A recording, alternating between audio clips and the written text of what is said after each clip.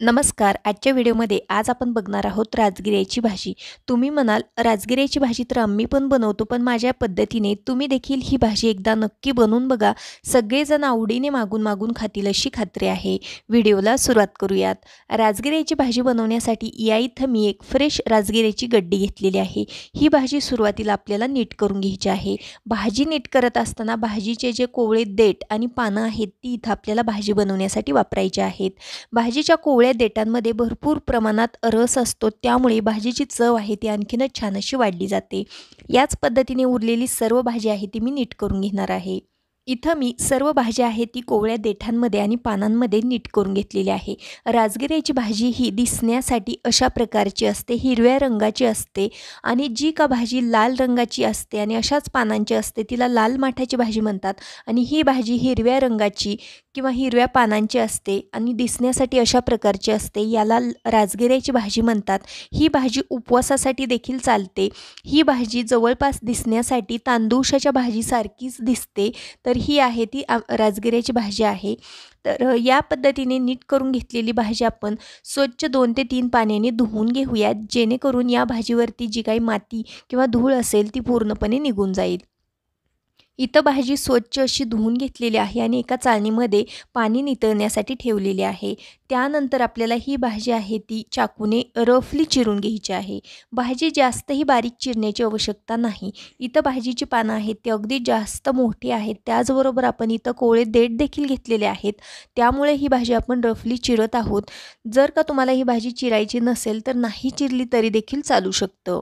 तर याच पद्धतीने ही सर्व भाजी आहे ती मी चाकूने रफली चिरून घेते. सर्व भाजी चिरून झालेली आहे. पुढच्या कृतीकडे वळूयात. गॅसवरती कढई गरम करायला ठेवलेली आहे. फोडणी करता कढईमध्ये 1.5 पळी इतकं तेल घातलेलं आहे. तेल छान गरम झालं की यामध्ये जास्तीत जास्त ठेसून घेतलेला लसूण घालायचा आहे. या भाजीसाठी जास्त लसणाचा वापर करायचा आहे, त्यामुळे भाजी चवीला अगदी मस्त लागते. लसूण अगदी छान असा तांबूस रंगावरती परतून घ्यायचा आहे. लसूण परतत आला की काही हिरव्या मिरचीचे तुकडे घालूयात. हिरव्या मिरचीच्या तुकड्यांऐवजी तुम्ही इथं हिरवी मिरची पेस्ट देखील वापरू शकता. हिरवी मिरची आणि लसूण अगदी छान असा परतून झाल्यानंतर यामध्ये चिरून घेतलेली राजगिऱ्याची भाजी घालायची आहे. सर्व भाजी कढईमध्ये घातल्यानंतर व्यवस्थित अशी मिक्स करून घ्यायची आहे. ही भाजी जशी जशी आपण मिक्स करत जाऊ तशी तशी अगदी कमी कमी होत जाते. अगदी 1 ते 2 मिनिट ही भाजी अगदी छान अशी आपल्याला हलवून घ्यायची आहे. त्यानंतर इथं बघू शकता भाजी थोडीशी कमी झालेली दिसत आहे. त्यानंतर आपल्याला या भाजीमध्ये मीठ घालायचं आहे. कुठलीही पालेभाजी अगदी छान अशी मिक्स करून घेतल्यानंतर मीठ घातलं तर मीठ किती घालायचं याचा अंदाज येतो. अगदी थोडंसंच इथं मी मिठाचा वापर केलेला आहे. पालेभाजी आहे त्यामुळे मिठाचा वापर बेताने करायचा. त्यानंतर या ठिकाणी मी शेंगदाणे मिक्सरला थोडेसे जाडे-भरडे वाटून घेतलेले आहेत. त्याचा कूट मी यामध्ये घालत आहे. हे शेंगदाणे मी थोडेसे जाडसर वाटलेले आहेत, त्यामुळे ही भाजी खाण्यासाठी अगदी छान लागते. आता व्यवस्थित असं मिक्स करून घ्यायचं आहे आणि ही भाजी ओपनलीच आपल्याला छान अशी शिजवून घ्यायची आहे. त्यामुळे भाजीचा रंग आहे तो हिरवा अगदी कायम राहतो. अशा पद्धतीने ही भाजी ओपनलीच मी छान अशी शिजवून घेतलेली आहे, अगदी लो टू मीडियम गॅसवरती. मिठामुळे भाजीला पाणी सुटतं, त्याच पाण्यामध्ये आपल्याला ही भाजी शिजवायची आहे.